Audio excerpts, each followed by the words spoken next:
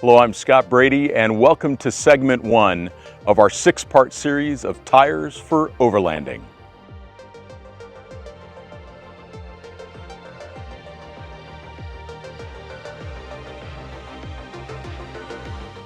For this first segment, we're going to talk about choosing a mud tire for overland travel. We don't just use mud tires for mud because they also excel in other terrains like rock crawling.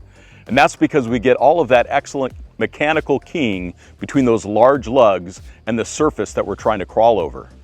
So what makes a mud tire great for overland travel is the strength of the carcass and the integrity of those big lugs.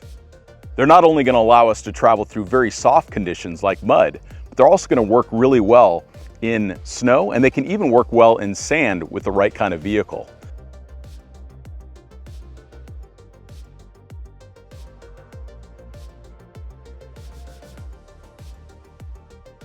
Okay, let's talk about what makes a mud tire work great in these soft conditions like we're experiencing here in Florida. So, for example, on this Dynapro MT2, we have a really open lug pattern. That open lug pattern actually allows us to evacuate the mud. And the mud's evacuating in a couple different ways. First of all, it really depends on the design of the lug pattern. So they've done a good job of putting a chamfer on the lug, which reduces the amount of stiction. Then they've also got these anti-stiction ribs, these anti-suction ribs that are between the lugs.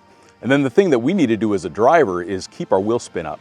So if we keep the wheel speed up and we get some wheel spin out of it, then we can actually evacuate that mud from the tire.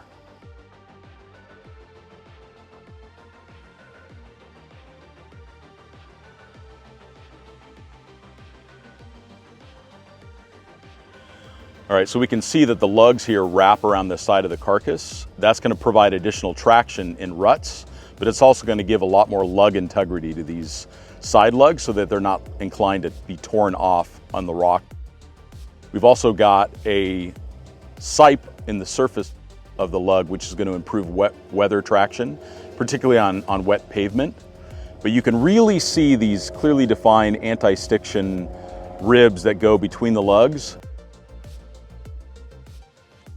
So mud tires also work great on the rocks, and that's because of the mechanical keying between those large lugs and the surface irregularities of the rock. We're also looking for micro keying, and that's where the soft durometer compound allow them to really integrate well with the smaller surface irregularities of the rock. That's where we're getting adhesion from.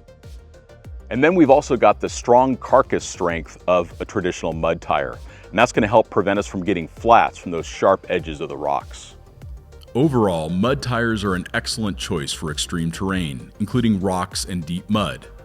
But they do come at a cost to fuel economy, road noise, and wet pavement grip. For the overlander, the mud tire gives the broadest performance in technical conditions and leaves you prepared for any adventure.